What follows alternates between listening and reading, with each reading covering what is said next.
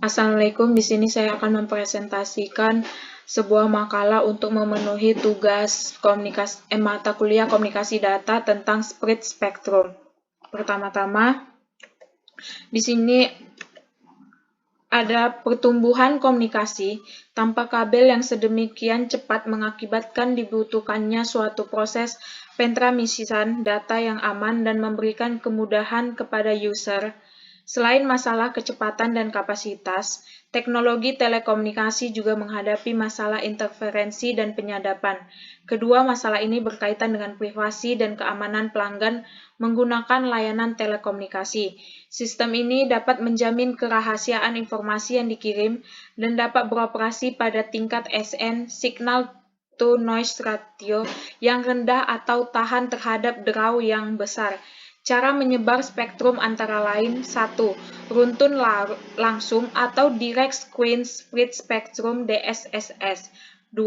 Lompatan frekuensi atau Frequency Hopping Spread Spectrum FHSS. 3. Lompatan waktu atau Time Hopping Spread Spectrum THSS. 4. Gabungan atau Hybrid Spread Spectrum. Dari latar belakang di atas dapat diambil rumusan masalah yang akan penulis bahasa antara lain adalah 1. Apa definisi dari spread spectrum? 2. Bagaimana prinsip kerja dari spread spectrum? 3. Berapa macam klasifikasi dari spread spectrum? 4. Apa keuntungan dan kekurangan yang ada pada spread spectrum? Adapun batasan masalah dalam makalah ini adalah sebagai berikut. 1. Tidak membahas di luar dari pembahasan teknik modulasi spread spectrum. 2. Tidak mensimulasikan contoh dari spread spectrum.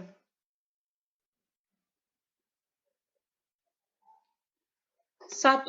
Definisi modulasi dan spread spectrum. Modulasi adalah proses di mana parameter gelombang pembawa diubah sesuai dengan sinyal pemodulasinya. Modulasi ada dua macam, yaitu modulasi sinyal analog dan modulasi sinyal digital.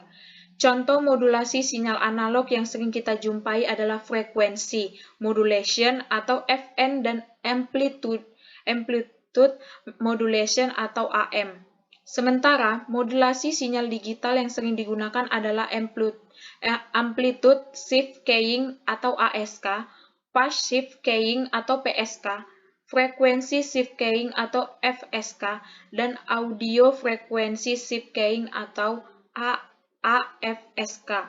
Spread spectrum adalah sebuah metode komunikasi di mana semua sinyal komunikasi disebar di seluruh spektrum frekuensi yang tersedia.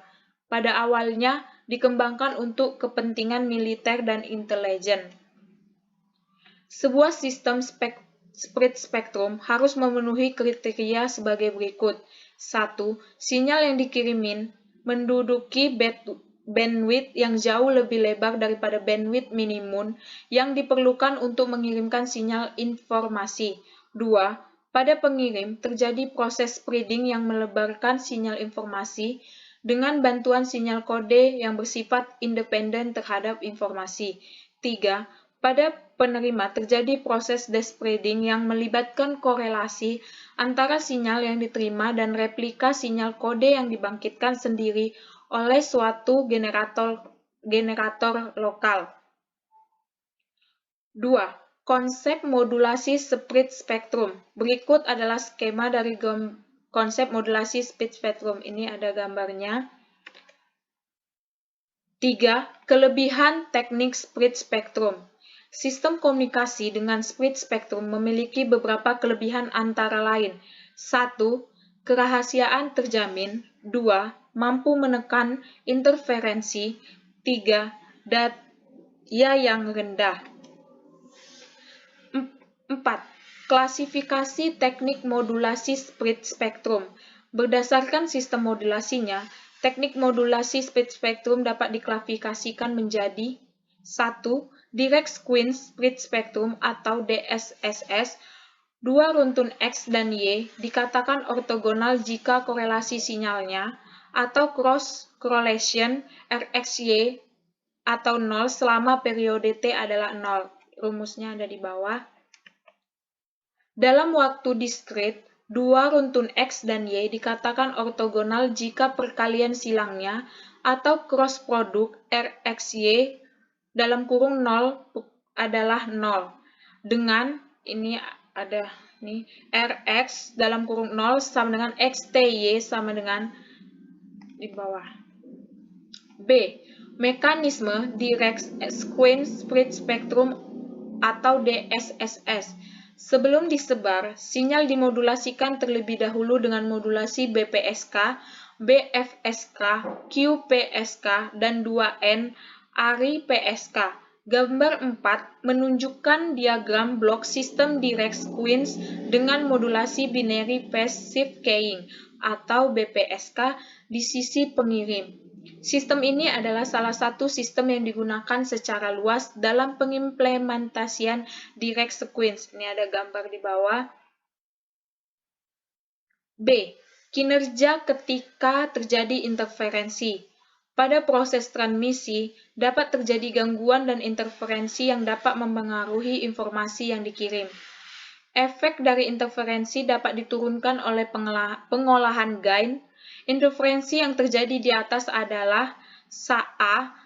Narrow-band interference, B. Wideband interference, C. Arsitektur pengirim dan penerima, D. Kelebihan dan kekurangan DSSS. 1. Frekuensi hopping split spectrum atau FHSS.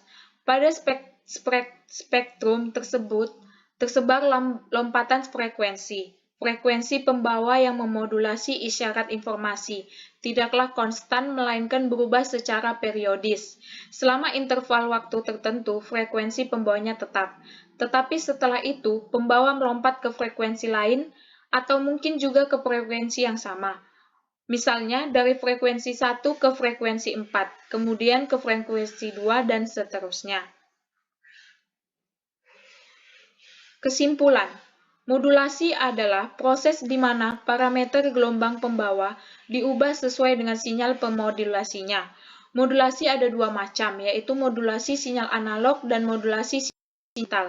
Teknik split spectrum dapat diartikan sebagai teknik pengiriman sinyal informasi yang menggunakan suatu kode untuk menebarkan spektrum energi sinyal informasi dalam bandwidth yang jauh lebih lebar dibandingkan bandwidth sinyal informasi. Istilah spektrum tersebar digunakan karena pada sistem ini sinyal yang ditransmisikan memiliki bandwidth yang jauh lebih lebar dari bandwidth sinyal informasi atau mencapai ribuan kali.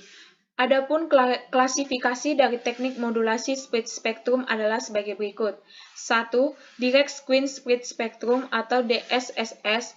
Prinsip dari metode direct sequence adalah memancarkan sinyal dalam pita yang lebar dengan pemakaian pelapisan atau multiplex kode signatur untuk mengurangi interferensi dan noise. 2. Frekuensi hopping split spectrum atau FHSS. Dalam teknik ini, perubahan frekuensi karir pada interval waktu yang teratur. Frekuensi yang dipilih dari kelompok yang telah ditentukan dalam spektrum yang tersedia. Apa, Pak? Enggak, nanti ini rekaman layar. Bentar, woy. Ini memang cuma rekaman layar. Nanti rekaman ini dimasukkan, terus aku tuh kayak diselipkan di situ, nah. Kayak gitu aja.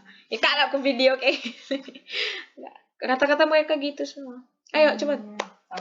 Lagi. Bentar, stay. Soalnya rekaman layarnya yang ini lanjut.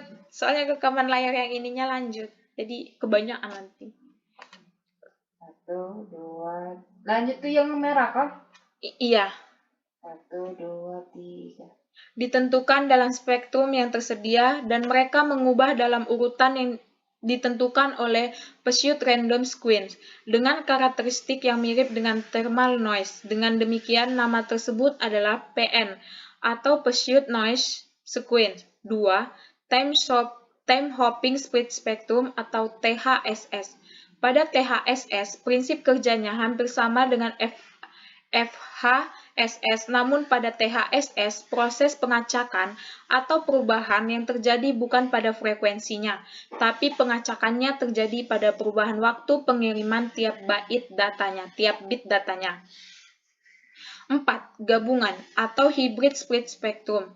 Sistem ini menggabungkan keuntungan tertentu dari setiap teknik modulasi. Sebagai contoh, dikombinasikan sistem DSFH, maka akan didapatkan keuntungan anti-multiplet dari sistem DSS dan keuntungan near-far dari sistem FHSS. Teknik spreading yang banyak dipilih para produsen dalam desain produk adalah Direct Screen Split Spectrum atau DSSS. Sistem ini dipilih karena adanya kemudahan dalam mengacak data yang akan di-spreading. Dalam DSS spreading hanya menggunakan sebuah generator noise yang periodik yang disebut pseudo noise generator. Demikian presentasi dari saya. Terima kasih.